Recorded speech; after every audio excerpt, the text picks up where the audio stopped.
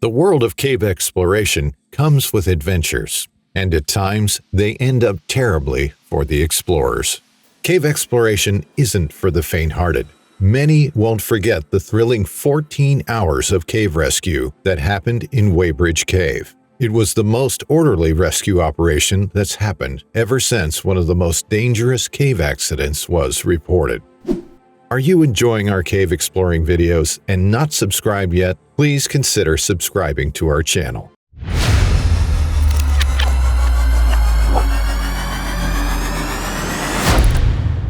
In an upland forest with varieties of tree species such as aspen, white birch, white pine, and red oak is a park called Weybridge Cave State Park. It's located on 121 acres of land with fields that are used for the cultivation of hay by peasant farmers.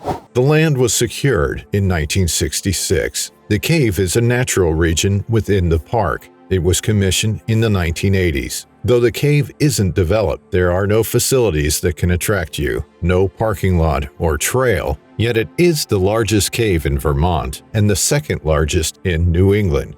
Diving through this cave as an amateur can be the most dangerous adventure to embark on. It's only advisable for those who are experienced. Why does Weybridge Cave seem so dangerous? The answer lies in the natural structure of the cave. In many other caves, you can see the entrance being easy to access, while the passageways or exits are difficult. At times, you see the entrance being difficult to access, but the passageways or exits being easy.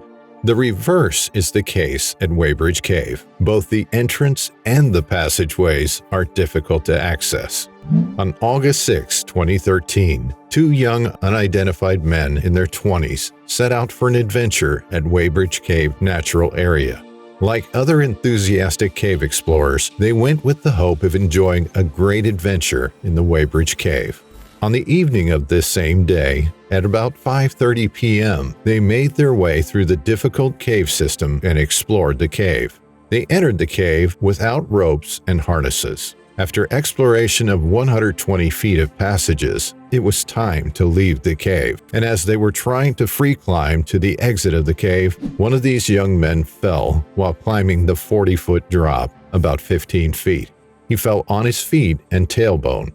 He sustained several injuries from this fall. He had a deep cut on his head, he broke his ankle, and he had a spinal injury.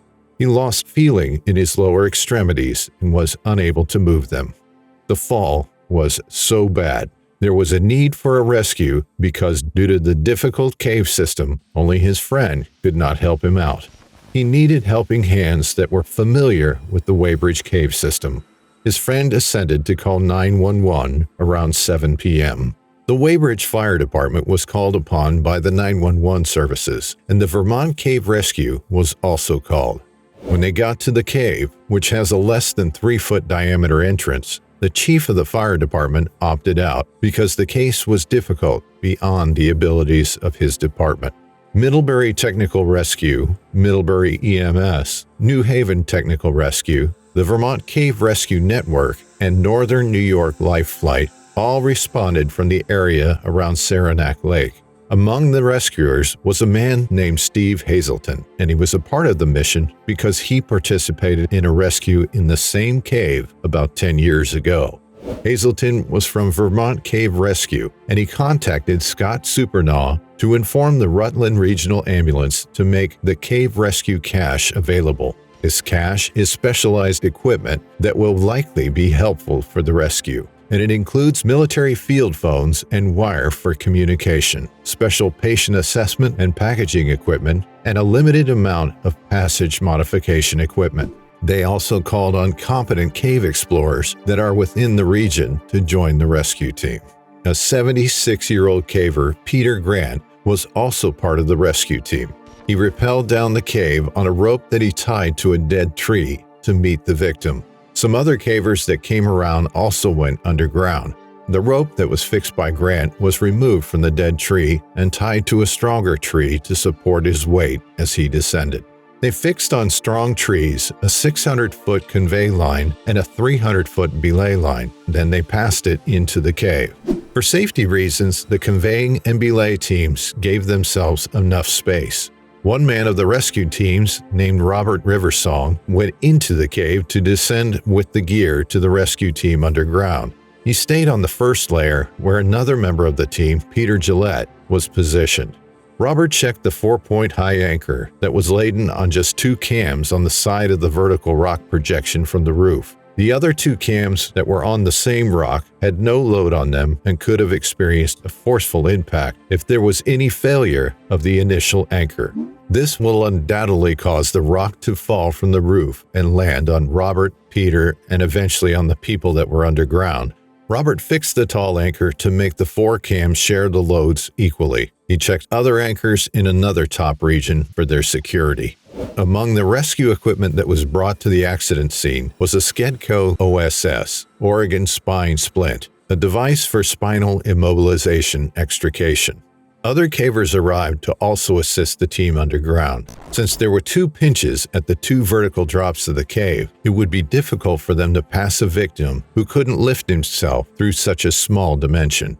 Several breathing apparatuses in the form of air bottles were sent from the fire department to help the men who were underground. After 5 hours, other rescue teams from New York arrived, as did National Cave Rescue Commission instructors, to investigate and confirm their operations. The rescue of the victim from the cave started around 3 a.m. after all the necessary setup was completed. Around 5 a.m., the victim was brought through those walking passageways to the nuisance drop. Because of the intense thinness of the tunnel at the entrance, the victim was reeled in on the sides that had no injuries. Those who were carrying the victim's head and feet found it difficult to raise him together with their upward movements to the cave's entrance. The victim suffered great discomfort as they moved him up towards the entrance. An air chisel was passed over him, and there was a plastic shield over his face to secure him. The rescue team encountered lots of problems trying to lift the victim to the entrance. All their movements carrying the victim were just like a crawling tortoise trying to get out of a tight corner. The victim, who was having great discomfort, wailed loudly but had enduring patience till he was finally brought out of the cave. He was brought out successfully at about 6:30 a.m. the following morning, Wednesday, August 7, 2013. He spent about 14 hours in the cave. He was taken out of Weybridge Cave Natural Area by an ambulance around 7 a.m. Rick Pingree, who is a caver from Rutland and one of the most competent cave divers in Vermont, spoke on exploring caves in a caving article. Rick cautioned the general public about cave diving. He said, "Caves are popular sports for local young people, but it's dangerous to go alone and unprepared. Never enter a cave without a hard hat, 3 light sources, sturdy boots, and a plan to get out. Let someone know where you are going to." He concluded by telling the general public, especially those interested in exploring caves, not to go into a cave that is on private property without being granted access. If these simple instructions are adhered to, perhaps the level of need for rescue will be reduced in the cave diving environment. Don't just get excited about exploring a cave. Make sure you have a plan to get out of the cave you planned on exploring. It's advisable that before you go for an adventure at Weybridge Cave, you get the requirements, your specialized diving techniques and equipment. But wait a moment. You have to consider the heavy downpour that causes the water table to rise so high before you plan an adventure at Weybridge. This is because there are lots of streams at intervals along the 50-foot downslope entrance. These are the challenges that Weybridge Cave poses to adventurers. But of course, just like every other difficult cave that has been explored by brave cavers, many are not deterred by these difficulties at the Weybridge Cave. As nature can have it sometimes, even experience may not be enough to explore the Weybridge Cave, as many experienced cavers have been rescued from the cave. This was revealed by Peter Grant in one of his comments on the Weybridge Cave articles. Our advice would be that you become more careful with your experience if you are determined to explore Weybridge Cave. Or better still, stay back and visit another cave that poses fewer dangers. You can live to explore more caves rather than die on a dangerous adventure. We would like to thank you for watching this video. If you enjoyed watching, take a dive on the like button. Consider subscribing to our channel and hit the bell icon so you get notified when we come back with another exciting cave exploring story.